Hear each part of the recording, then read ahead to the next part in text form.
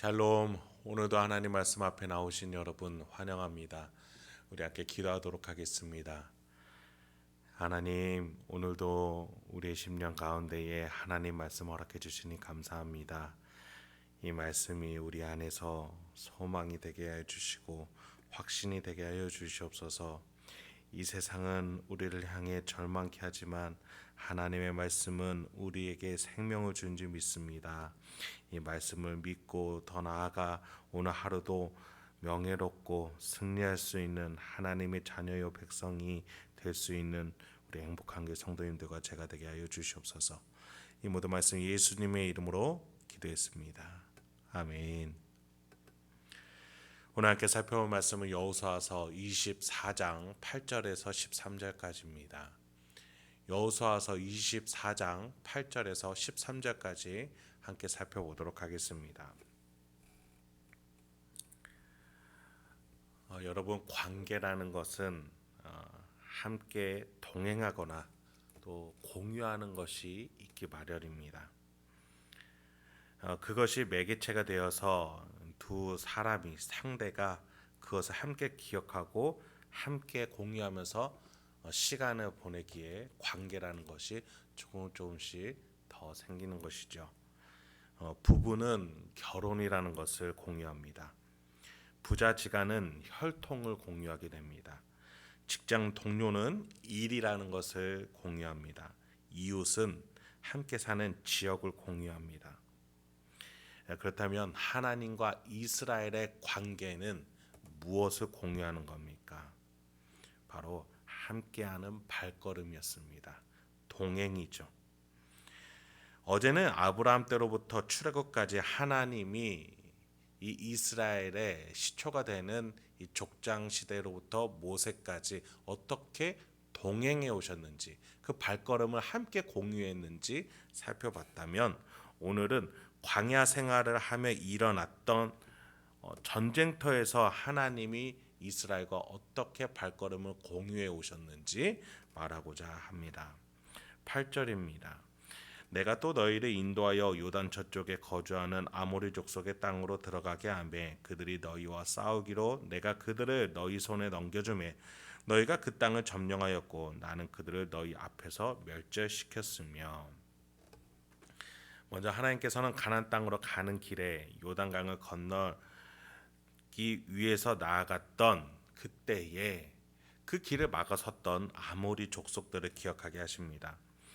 바산 왕 옥과 헤스본 왕 시온이 바로 그들입니다. 하나님께서는 그들을 너희가 보는 앞에서 멸절시켜 주었다. 그렇게 하나님이 너희와 동행하고 있었다라고 말씀하십니다. 9절 10절에서는 이러한 전투뿐만 아니라 영적인 주술의 대적들도 상대해 주셨음을 말합니다. 또한 모압 왕 십볼의 아들 발락이 일어나 이스라엘과 싸우더니 사람을 보내어 부올의 아들 발람을 불러다가 너희를 저주하게 하려 하였으나 내가 발람의 위에 듣기를 원하지 아니하였으므로 그가 오히려 너희를 축복하였고 나는 너희를 그의 손에서 건져내었으며. 헤스본 왕 시온, 바산 왕 옥, 그리고 모압 왕 발락 모두 요단강 동편에 있던 나라들이었습니다. 이스라엘은 가나안 땅으로 가기 위해서는 이 지역, 이 세 나라를 지날 수밖에 없었습니다. 이 세 나라는 이스라엘을 신뢰하지 않았습니다. 조용히 그냥 지나가겠다라는 이스라엘의 말을 믿지 않았습니다. 그래서 대적했습니다. 그런데 그 중에서도 모압 왕 발락은 힘으로는 도저히 안 될 것 같으니까 이제 주술로 상대하려고 했던 겁니다. 발람이라는 주술사를 통해 저주를 퍼부으라고 주문을 하죠. 그러나 하나님께서는 그 주술사 발람의 입을 다스리셔서 저주가 아니라 이스라엘 향한 축복이 나오게끔 하셨습니다. 이렇게 하나님은 이스라엘을 위로 아래로 앞에서 뒤에서 오른쪽에서 왼쪽에서 이스라엘보다도 더 이스라엘을 보호하시고 인도해 주시는 분이라는 사실을 말하고자 하시는 겁니다.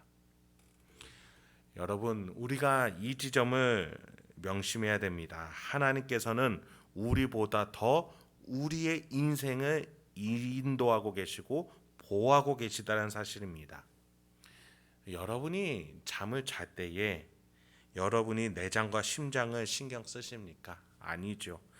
그것들은 우리가 신경 쓰지 않아도 계속해서 뜁니다. 우리의 뇌 또한 그렇게 움직이죠. 우리가 쉴 때에도 우리의 내장이, 우리의 육신이 우리를 위해서 일하는데 하나님은 더 우리를 향한 열심과 인자로 일하시지 않으시겠습니까? 이 내장들을 만드시는 하나님이 어찌하여 우리를 내버려 두시겠습니까?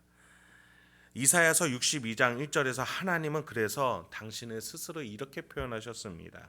나는 시온의 의가 빛같이 예루살렘의 구원이 횃불같이 나타나도록 시온을 위하여 잠잠하지 아니하며 예루살렘을 위하여 쉬지 아니할 것인즉.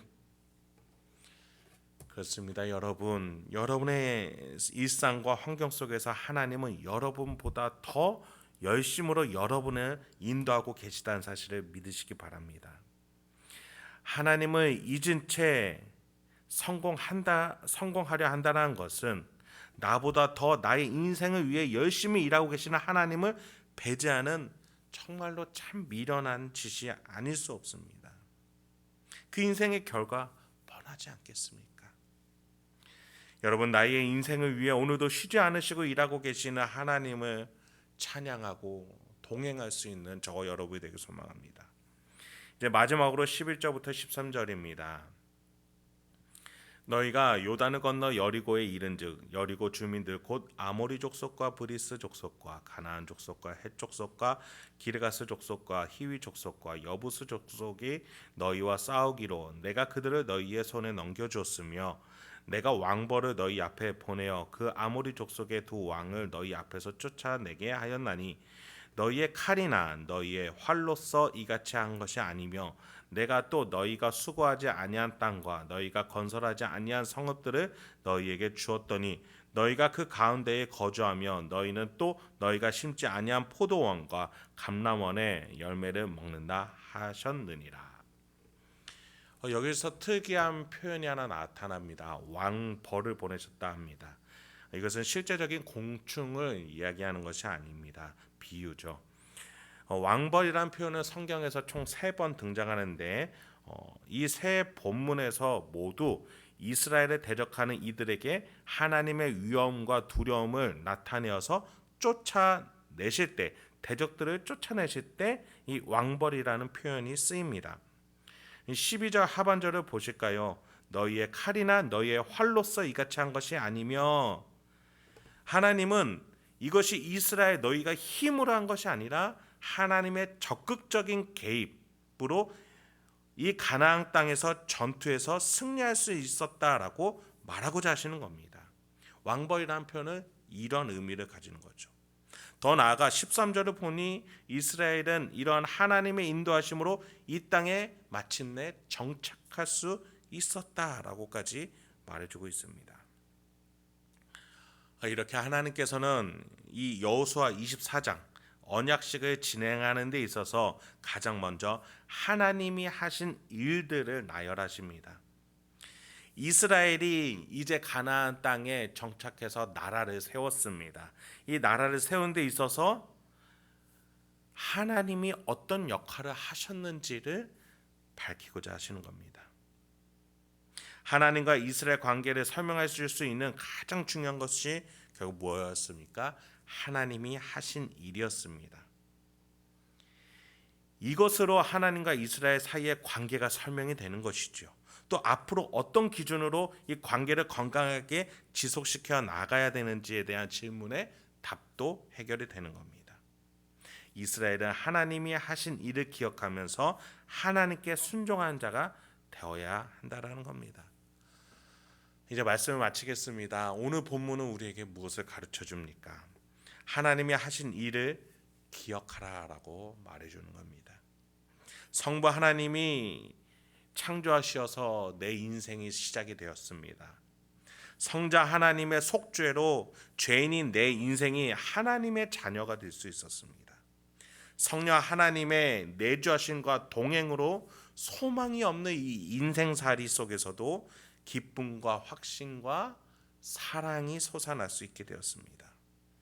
오늘 여러분의 인생 그 어떤 것 붙잡지 마시고 하나님이 하신 일을 붙잡으시면서 여러분의 가정과 사업체와 이 일상을 살아내시기 바랍니다.